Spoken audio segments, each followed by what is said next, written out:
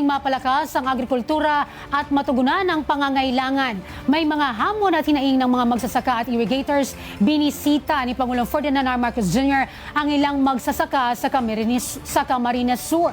Si Sofia Potenciano sa detalye.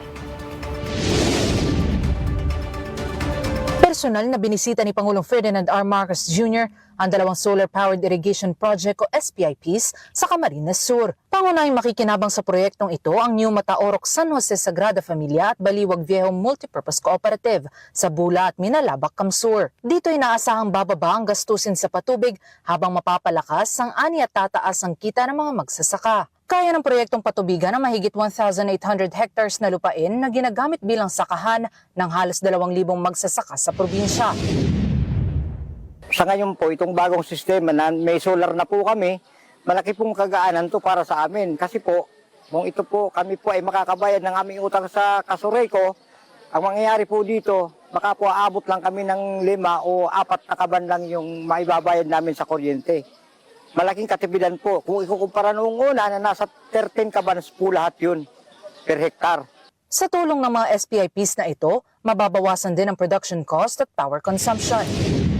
Malaking pasasalamat namin sa ating mahal na Pangulong BBM Marcos sa proyektong ito dahil talagang napakalaking tulong sa magsasaka. Ang project na ito, naiangat namin yung buhay ng magsasaka dito sa lugar namin at naiangat din namin yung kooperatiba.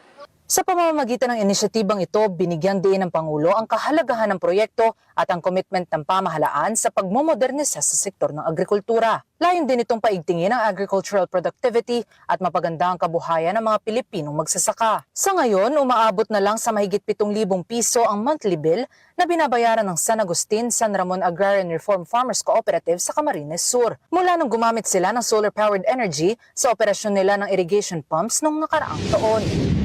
Sa totoo niyan, para bang yung income ng aming mga magsasaka ay nadoble.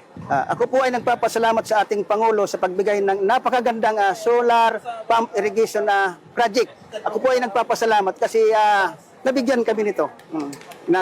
Wala nang bayad, wala nang binabayaran. At saka happy po talaga. Happy po talaga yung mga farmers nang mabigyan kami ng ganito pong project. Para sa totoong balita sa Bagong Pilipinas, Sofia Potenciano, 13 sa tanghali ng Congress TV.